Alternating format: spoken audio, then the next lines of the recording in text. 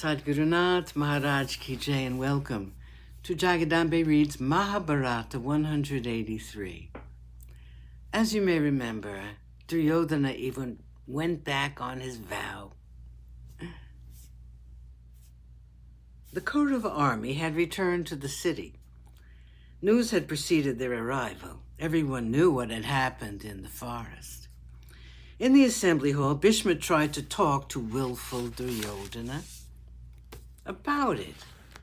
He said, "Look at what happened in the forest. You were not able to fight with the Gandharva, nor your dear Radeya either, on whom all your hopes are resting. The Pandavas are good and noble. They are also much better warriors than you and your friends. Why not you make it up with them and call for peace? It will be a fitting sequel to this Goshayatra episode."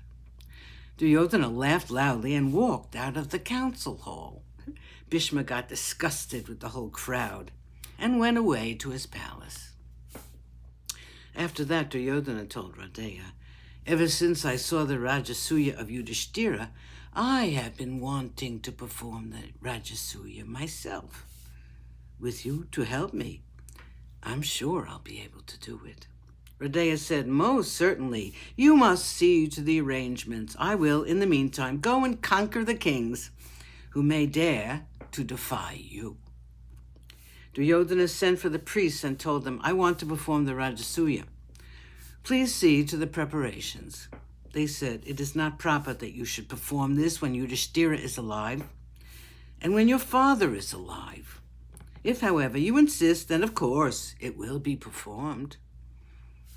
You must fix the place. You must plow it with your own hands and make arrangements for the building of the hall. The kings who are likely to defy you must also be conquered before you set about performing the Rajasuya." Duryodhana agreed to all the conditions that were set down. Radeya set out on his conquests. Before his return, the other preparations were going on at a furious pace. Everything was ready. Messengers were sent to all the kings, inviting them for the Rajasuya to be performed by the Kuru monarch, Duryodhana. Dushasana sent a messenger to Dwaitavana. He said, "Go to the Pandavas and invite them all to the function." The servant went to the Pandavas and told them, "The Kaurava monarch Duryodhana is about to perform the Rajasuya. Everyone has been invited to attend it. Dhritarashtra and his son have sent me to you to invite you all to Hastinapura." Yudhishthira heard these words and said, "I'm very happy to hear that Duryodhana is able to perform the Rajasuya. We would certainly have accepted the invitation if we had been free to do so, but we cannot enter the city of Hastinapura until 13 years are over."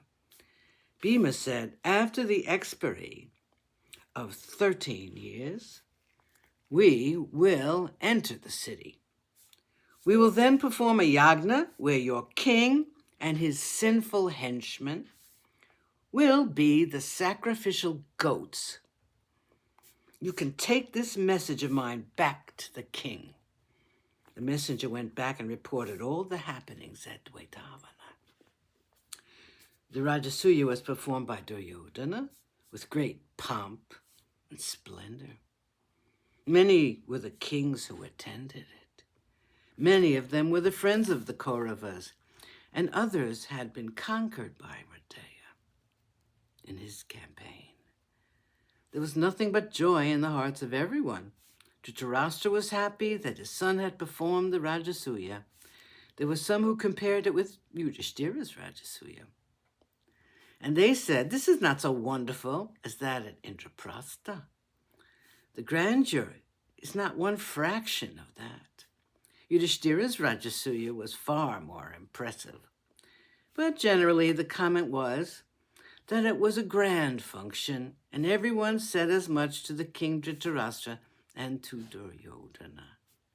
When it was all over, Duryodhana paid due respects to all the elders and returned to his council hall.